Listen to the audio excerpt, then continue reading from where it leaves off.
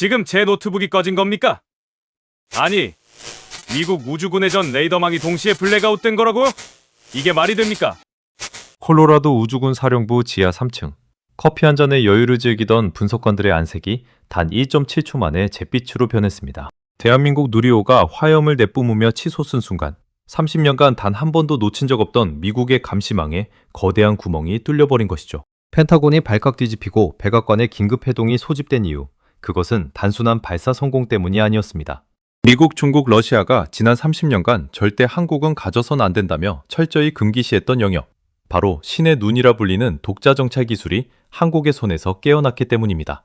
문맹이라는 이름 뒤에 숨어 우리의 기술을 억누르던 자들이 정작 우리 위성이 워싱턴 펜타곤 주차장에 볼트 하나까지 선명하게 훑어내리는 것을 보며 그대로 얼어붙어버린 현장. 817번의 실패를 딛고 전 세계 우주 패권을 재편해버린 대한민국 과학자들의 소리 없는 전쟁. 미국조차 예상치 못했던 그 경악스러운 반전의 여장을 지금 바로 공개합니다. 구독과 좋아요로 우리 대한민국을 함께 응원해 주시고 댓글로 여러분의 지혜와 소중한 의견을 나누어 주세요. 저는 알렉산더 그랜트입니다. 미국 무부에서 22년 동안 우주 정책을 주물러 온 제가 지금 이 좁은 한국의 회의실 의자에 앉아 식은땀을 흘리게 될 줄은 꿈에도 몰랐습니다. 불과 일주일 전만 해도 그랬죠. 콜로라도 사령부 감시실에서 한국의 누리호 발사 데이터를 지켜보던 제 옆자리 톰슨이 비웃듯 내뱉던 말이 아직도 귓가에 생생합니다. 또 한국인가요? 뭐 미국 부품 가져다 조립하는 수준이 어디 가겠습니까? 저 역시 그 말에 동의하며 여유롭게 커피를 들이켰습니다. 하지만 그 여유는 딱 1.7초 만에 산산조각 났습니다. 전 세계 우주 신호를 24시간 감시하는 우리 NSA의 분석기에 원인 불명의 블랙아웃이 찍힌 겁니다. 1.7초. 누군가에겐 찰나의 시간이겠지만 우주 역학에서는 위성의 궤적을 완전히 숨길 수 있는 거대한 틈입니다. 이건 오류가 아니었습니다. 누군가 철저하게 계산하고 설계한 미국을 향한 기술적 도발이었죠. 펜타곤은 발칵 뒤집혔고 저는 동맹국이 선을 넘었는지 확인하라는 특명을 받고 이곳 나로 우주센터로 날아왔습니다. 인천공항에 내릴 때까지만 해도 제 마음속엔 한국을 향한 뿌리 깊은 무시가 자리 잡고 있었습니다. 미국 기술 없이는 깡통이나 다름없을 텐데 대체 무슨 장난을 친 거지? 하지만 우주센터 정문을 통과하는 순간 제 오만함은 첫 번째 균열을 일으켰습니다. 펜타곤에 버금가는 철저한 보안 검색, 그리고 질서정연하게 배치된 거대한 발사대와 조립동의 규모는 제가 상상하던 개발도상국의 우주센터가 아니었습니다. 오랜만입니다. 그랜트 박사님. 저를 맞이한 건 박준혁 단장이었습니다. 10년 전 MIT 컨퍼런스에서 제 논문에 열정적으로 질문을 던지던 그 젊은 연구원이 이제는 한나라의 우주 운명을 짊어진 사령관이 되어 제 앞에 서 있었습니다. 그의 눈빛은 10년 전보다 훨씬 깊고 무엇보다 단단했습니다. 마치 거대한 전쟁을 치르고 온 장수 같은 기백이 느껴졌죠. 저는 본능적으로 깨달았습니다. 이번 조사는 결코 쉽지 않을 것이라는 사실을 말입니다. 저는 곧바로 나를 세워 몰아붙였습니다. 누리호 발사 때 발생한 1.7초간의 신호 두절. 미국에 보고되지 않은 새로운 프로토콜을 쓴 이유가 뭡니까? 이건 명백한 협정 위반입니다. 제 압박에도 박준혁 단장은 눈 하나 깜빡하지 않더군요. 오히려 차분하게 커피를 권하며 말했습니다. 이건 우리가 3년 동안 독자 개발한 양자내성 암호 시스템의 실전 테스트였습니다. 보고할 의무는 없다고 판단했습니다. 우리 기술이니까요. 우리 기술이라니요. 저는 실수했습니다. 미국이나 유럽의 원천 기술 없이 한국이 양자 암호를 실용화했다는 말을 믿을 수 없었거든요.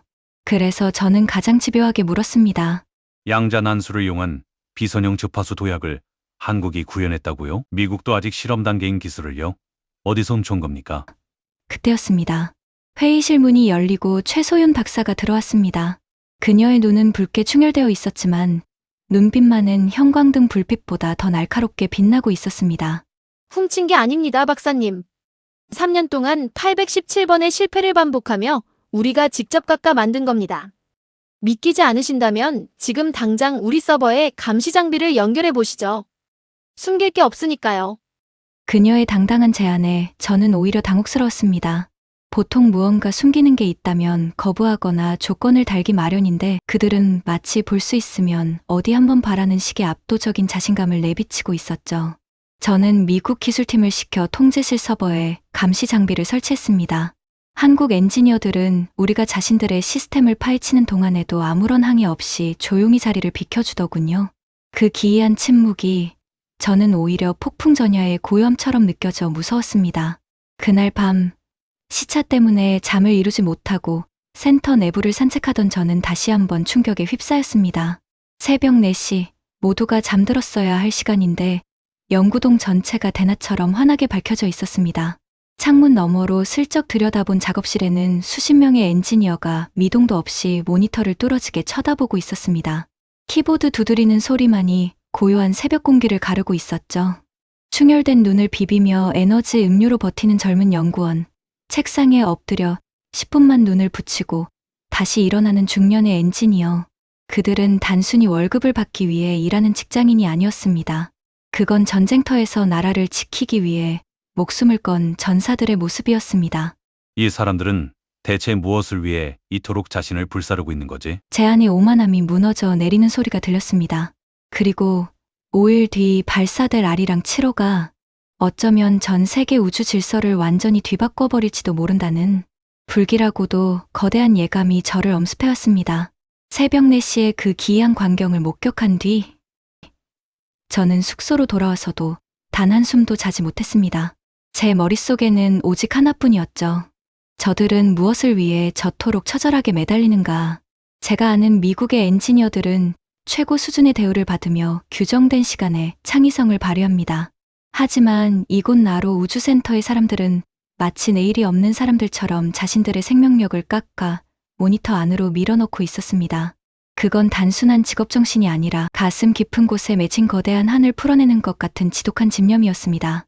날이 밝자마자 저는 박준혁 단장을 찾아갔습니다. 간밤에 본 장면 때문인지 그를 바라보는 제 시선이 어제와는 조금 달라져 있었죠. 하지만 제 임무는 변하지 않았습니다. 저는 미국을 위협할 수 있는 기술의 싹을 찾아내야 하는 감시자였으니까요. 박 단장, 어제는 밤샘 작업이 활발하더군요. 하지만 열정만으로 우주를 정복할 수는 없는 법입니다. 오늘은 아리랑 7호의 핵심, 그 고기동 촬영 시스템을 직접 확인해야겠습니다. 제 목소리에는 여전히 미국의 자부심을 담은 가시가 돋아 있었습니다. 박준혁 단장은 피곤한 기색도 없이 조용히 고개를 끄덕이더니 저를 시뮬레이션 센터로 안내했습니다. 그곳에는 최소윤 박사가 이미 대기하고 있었습니다.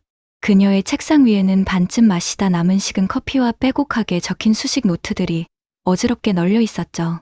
그랜트 박사님, 우리가 개발한 CMG 알고리즘의 핵심을 시연해 보이겠습니다. 아리랑 7호가 한반도 상공 700km를 단 한 번 통과하면서 지상의 주요 타겟들을 얼마나 빨리 잡아내는지 보시죠. 최소윤 박사가 키보드를 두드리자 대형 스크린에 가상의 궤도가 그려졌습니다. 저는 팔짱을 낀 채 냉소적인 미소를 지었습니다. 박 박사, 미국의 로키드 마틴이나 노스로 그루먼이 수십 년간 매달려온 분야입니다. 위성의 자세를 제어하고 다음 목표물을 조준하는 데 걸리는 시간, 즉 재조준 시간은 물리적인 한계가 있어요. 미국 최신 위성도 3초는 걸립니다. 한국이 그걸 단축했다는 건 물리법칙을 무시하겠다는 소리로 들리는군요. 하지만 제 말이 끝나기가 무섭게 화면 위로 숫자가 찍히기 시작했습니다. 첫 번째 타겟, 서울 광화문, 촬영 성공. 그리고 위성이 순식간에 몸체를 틀어 다음 타겟인 부산 해운대를 조준했습니다. 숫자가 떴습니다. 2.3초. 저는 제 눈을 의심했습니다. 잠깐 멈춰봐요. 2.3초라고요? 시뮬레이션 오류 아닙니까? 700km 상공에서 시속 27,000km로 날아가는 위성이 단 2초 만에 방향을 틀어 정밀 조준을 마친다는 게 말이 됩니까? 제 목소리가 높아지자 최소윤 박사는 대답되신 다음 시뮬레이션을 실행했습니다. 대전과학단지 1.9초, 광주 첨단산업단지 2.1초, 울산조선소 1.8초. 화면에 찍히는 숫자들이 제 심장을 난도질하는 것 같았습니다. 평균 2초. 이건 미국이 보유한 정찰위성보다 30% 이상 빠른 속도였습니다. 30%라는 수치는 전쟁터에서 생사와 직결되는 차이입니다. 적의 미사일 기지를 남들보다 1초 더 빨리 발견하고 촬영할 수 있다는 건 상대의 숨통을 먼저 끊어버릴 수 있다는 뜻이죠. 어떻게 이게 가능한 겁니까? 미국도 수조 원을 쏟아붓고도 해결하지 못한 과제인데. 제가 당황하며 소리치자 박준혁 단장이 제 곁으로 다가와 나직하게 말했습니다. 박사님, 미국은 항상 완벽한 정확도를 먼저 추구하죠. 하지만 우리는 속도 속의 정확도라는 새로운 접근 방식을 택했습니다. 미국이 가르쳐주지 않으니 우리는 우리만의 공식을 처음부터 다시 써야 했거든요. 7년 동안 이 알고리즘 하나에만 매달린 팀이 있었습니다. 그들은 실패할 때마다 울면서도 다시 키보드를 잡았습니다. 이건 그냥 기술이 아니라 그들의 청춘을 갈아 넣은 결과물입니다. 저는 할 말을 잃었습니다. 제가 22년 동안 쌓아온 우주공학의 상식이 이 좁은 한국의 연구실에서 무참히 박살나고 있었습니다. 한국은 미국의 뒤를 쫓아오는 게 아니었습니다. 그들은 우리가 보지 못한 사각지대를 파고들어 우리를 앞질러 갈 준비를 마쳤던 겁니다. 불안해진 저는 즉시 본국으로 긴급 보고를 올렸습니다. 윌리엄 하워드 차관보의 화상통화 너머 목소리는 분노로 부들부들 떨리고 있었습니다. 그랜트, 한국이 우리보다 빠르다고? 그게 대체 무슨 소린가? 당장 그들의 서버에 설치한 감시 장비를 풀가동해. 그들이 아리랑 7호를 발사하는 순간 미국은 그 모든 데이터를 실시간으로 가로채야 한다. 필요하다면 발사 직후 재민 공격을 가해서라도 그들의 신의 눈이 제대로 작동하지 못하게 막아야 해. 알겠나? 차관보의 명령은 잔인했습니다. 동맹국인 한국의 위성을 공격해서라도 기술적 패권을 유지하겠다는 미국의 어두운 본심이 드러난 것이죠. 저는 갈등했습니다. 제가 본 저 엔지니어들의 붉게 충혈된 눈이 떠올랐기 때문입니다. 그들은 우리를 해치기 위해 저 기술을 만든 게 아니었습니다. 그저 자기 나라의 하늘을 자기 힘으로 지키고 싶었을 뿐이었죠. 발사 48시간 전 센터의 긴장감은 폭발하기 직전이었습니다. 통제실 입구에는 우주 독립, 우리 손으로라는 붓글씨가 적힌 현판이 걸렸습니다. 최소윤 박사는 이제 아예 연구실 소파에서 쪽잠을 자며 마지막 시스템 체크를 하고 있었죠. 저는 그녀에게 다가가 조용히 물었습니다. 최 박사님, 미국이 이 발사를 반기지 않는다는 걸 알고 계실 텐데요. 두렵지 않습니까? 최소윤 박사는 안경을 치켰으며 저를 똑바로 쳐다봤습니다. 두렵냐고요? 아니요. 저는 오직 하나만 두렵습니다. 우리 아이들이 평생 남이 나라 위성사진을 빌려보며 안보를 걱정해야 하는 세상이 계속되는 것, 저는 그게 가장 두렵습니다. 미국이 재밍을 하든 우리를 압박하든 상관없습니다. 아리랑 7호는 반드시 궤도에 올라갈 것이고 우리는 우리 하늘을 스스로 보게 될 겁니다. 그녀의 단호한 선언 앞에 저는 어떤 대답도 할 수 없었습니다. 미국의 자문관인 제가 한국의 우주 독립을 응원할 수는 없었지만 제 가슴 한구석에서는 이미 경외심이 피어오르고 있었으니까요. 이제 운명의 시간은 다가오고 있었습니다. 펜타곤이 재밍 준비를 마쳤다는 암호화된 메시지가 제 노트북에 도착했을 때 나로 우주센터의 발사대에서는 아리랑 7호를 품은 누리호가 거대한 기지개를 켜며 하늘을 향해 몸을 세우고 있었습니다. 전 세계 우주 패권의 질서가 송두리째 뒤바뀔 그 찰나의 순간, 한국과 미국 두 동맹 사이에 보이지 않는 전쟁이 이제 막 시작되려 하고 있었습니다. 발사 당일 새벽 1시 30분, 나로 우주센터 통제실은 거대한 정막에 휩싸였습니다. 하지만 그건 평화로운 정적이 아니었습니다. 폭발하기 직전의 화약꽃처럼 날선 긴장감이 공기 중의 입자 하나하나를 짓누르는 듯한 압박감이었죠.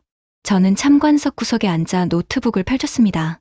제 화면에는 콜로라도 우주군 사령부와 펜타곤, 그리고 NSA 동아시아 지부의 화상 회의창이 동시에 떠 있었습니다. 그랜트, 준비됐나? 발사 60초 전부터 전파 간섭을 시작한다. 한국의 통신 주파수를 완전히 뭉개버려야 해. 그들이 자기들 위성을 통제하지 못하게 만드는 게 이번 작전의 핵심이다. 헤드셋 너머로 들려오는 톰슨 대령의 목소리는 차갑다 못해 비정했습니다. 미국은 7기의 군사위성과 일본의 레이더 기지까지 동원해 아리랑 7호를 조준하고 있었습니다. 동맹국이라는 이름이 무색하게 그들은 한국의 우주 독립을 막기 위해 거대한 전파의 감옥을 준비한 것이죠. 저는 한국 엔지니어들의 뒷모습을 보았습니다. 박준혁 단장은 중앙 지휘석에서 미동도 없이 모니터를 응시하고 있었고 최소윤 박사의 손가락은 키보드 위에서 춤추듯 움직이고 있었습니다. 그들은 자신들의 머리 위로 미국의 거대한 창이 겨눠져 있다는 사실을 알고 있을까요? 발사 10분 전, 통제실 스피커에서 차분하지만 강렬한 음성이 울려 퍼졌습니다. 최종 카운트다운 시작합니다. 그 순간 제 노트북 화면이 미세하게 떨리기 시작했습니다. 미국의 재밍 장비들이 예열을 시작했다는 신호였죠. 저는 입술을 깨물었습니다. 제 가슴 안에서 두 개의 마음이 충돌하고 있었습니다. 미국의 국익을 지켜야 한다는 의무감, 그리고 지난 며칠간 보았던 한국 과학자들의 피눈물 나는 노력이 결실을 보길 바라는 경외심. 5, 4, 3, 2, 1, 점화. 거대한 화염이 밤하늘을 찢으며 누리호가 솟구쳐 올랐습니다. 통제실 바닥이 지진이라도 난 듯 진동했고 창문이 덜컹거리는 소리가 심장 박동처럼 들려왔습니다. 누리호는 엄청난 가속도로 중력을 이겨내며 어둠 속으로 사라졌습니다. 그리고 1단 분리, 2단 분리, 모든 과정이 완벽했습니다. 하지만 진짜 싸움은 이제부터였습니다. 아리랑 7호가 궤도에 진입해 지상국과 교신을 시작하는 바로 그 찰나 말입니다. 지금이다. 재민 개시. 톰슨 대령의 명령이 떨어졌습니다. 미국의 군사위성들이 일제히 강력한 방해 전파를 쏟아붓기 시작했습니다. 제 모니터의 신호 그래프가 요동치더니 이내 평평한 직선으로 변했습니다. 신호 2절. 성공이다. 한국의 통신망을 완전히 차단했다. 이제 저 위성은 우주 쓰레기가 될 거다. 펜타곤 쪽에서 환호성이 터져 나왔습니다. 저 역시 눈을 감았습니다. 결국 이렇게 끝나는구나. 저들의 817번의 실패가 이렇게 무너지는구나. 그런데 그 순간이었습니다. 한국 통제실에서 박준혁 단장의 목소리가 들렸습니다.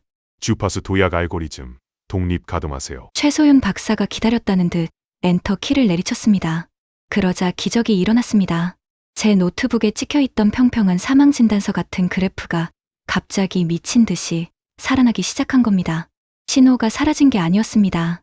한국의 위성은 미국의 재밍 신호를 유령처럼 빠져나와 0.3초마다 주파수를 바꿔가며 지상국과 완벽하게 교신하고 있었습니다. 이게 어떻게 된 거야? 왜 추적이 안 돼? 톰슨 대령의 비명이 헤드셋을 찢었습니다. 레이더에서 사라졌습니다. 위성이 스텔스 상태로 들어갔어요.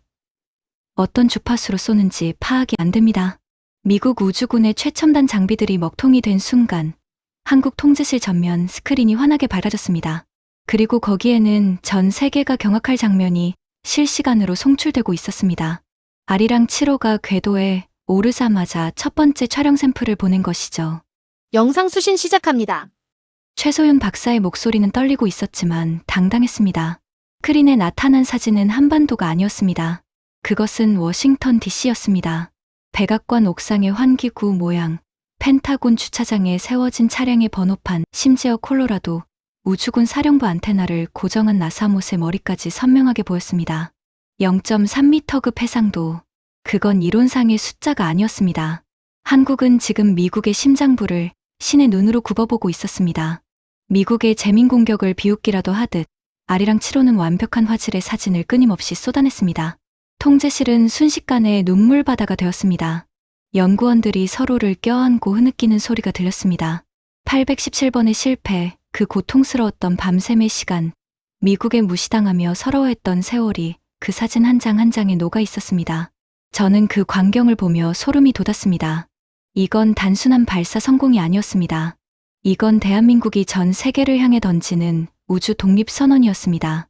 박사님 보셨나요? 이게 우리의 기술입니다. 누구의 허락도 받지 않고 우리 스스로의 힘으로 일궈낸 우리의 하늘입니다. 박준혁 단장이 제게 다가와 말했습니다. 그의 눈에도 눈물이 고여 있었지만 표정만은 그 어느 때보다 당당했습니다. 펜타곤의 화상 회의창은 이제 장례식장 같은 침묵만이 흐르고 있었습니다. 윌리엄 하워드 차관보가 넋이 나간 표정으로 중얼거렸습니다. 우리가 놓쳤어. 한국은 이제 우리의 통제 범위를 벗어났다. 저들은 이제 우리와 대등한, 아니 우리를 위협할 수 있는 거인이 됐어. 저는 노트북을 덮었습니다. 그리고 참관석에서 일어나 한국 엔지니어들을 향해 깊이 고개를 숙였습니다. 미국의 자문관이 아니라 한 명의 우주공학자로서 그들의 위대한 성취에 경의를 표한 것입니다. 대한민국은 금단의 선을 넘은 것이 아니었습니다. 그들은 스스로 새로운 선을 그었습니다. 세계 5대 우주 강국이라는 그 누구도 부정할 수 없는 찬란한 선을 말이죠. 나로 우주센터 밖으로 나오니 새벽 하늘 저 멀리 별 하나가 유난히 밝게 빛나고 있었습니다. 아니, 그건 별이 아니었습니다. 대한민국이 쏘아올린 희망의 눈, 아리랑 7호가 승전보를 울리며 지구를 돌고 있는 모습이었습니다. 저는 그 푸른 빛을 보며 확신했습니다. 이제 우주의 역사는 오늘 이전과 이후로 나뉠 것이라고 말입니다. 아리랑 7호가 워싱턴의 심장부를 선명하게 훑고 지나간 그날 새벽, 나로 우주센터의 통제실은 환호성조차 사치로 느껴질 만큼 거대하고도 숙연한 감동에 젖어 있었습니다. 엔지니어들은 서로의 어깨를 두드리며 말없이 눈물을 닦아냈고 박준혁 단장은 중앙 지휘석에 앉아 한참 동안 스크린에 뜬 백악관의 사진을 응시했습니다. 그건 승리자의 오만함이 아니라 억눌려 왔던 세월을 보상받은 자의 깊은 안도감이었습니다. 저는 참관석에서 일어나 무거운 발걸음으로 복도로 나왔습니다. 제 노트북 안에서는 여전히 하워드 차관보와 펜타곤 장성들의 비명 섞인 교신이 이어지고 있었지만 저는 과감히 헤드셋을 벗어 던졌습니다. 더 이상 그들의 공포 섞인 지시를 들을 이유가 없었기 때문입니다. 사실은 저 역시 알고 있었던 것이죠. 오늘 이 새벽 우주의 패권은 더 이상 미국의 독점이 아니라는 사실을 말입니다. 숙소로 돌아가는 길, 복도 모퉁이에서 벽에 기대어 쪽잠을 자고 있는 젊은 연구원들을 보았습니다. 발사가 끝났는데도 긴장이 풀리자마자 그 자리에 쓰러지듯 잠든 그들의 얼굴에는 어제까지 보였던 그 처절한 긴장감 대신 평온한 미소가 어려 있었습니다. 그들의 낡은 운동화와 소매가 해진 가운을 보며 저는 문득 이런 생각이 들었습니다. 미국은 수조 달러의 예산과 세계 최고의 인재들을 모았지만 한국은 조국을 지키겠다는 저들의 심장을 모았구나. 그래서 우리가 진 것이로구나. 몇 시간 뒤 저는 본국으로부터 최후의 통첩을 받았습니다. 하지만 예상과 달리 하워드 차관보의 목소리는 낮고 가라앉아 있었습니다. 그랜트 박사, 이제 그만하지. 대통령께서도 보고를 받으셨네. 한국의 기술은 재밍으로 막을 수 있는 수준이 아니야. 오히려 우리가 그들의 주파수 도약 알고리즘을 배워야 할 처지가 됐어. 이제 전략을 수정한다. 한국을 통제 대상에서 동등한 우주 파트너로 격상시키기로 했네. 그 말을 듣는 순간 제 가슴 속에서도 무언가 툭 하고 내려앉았습니다.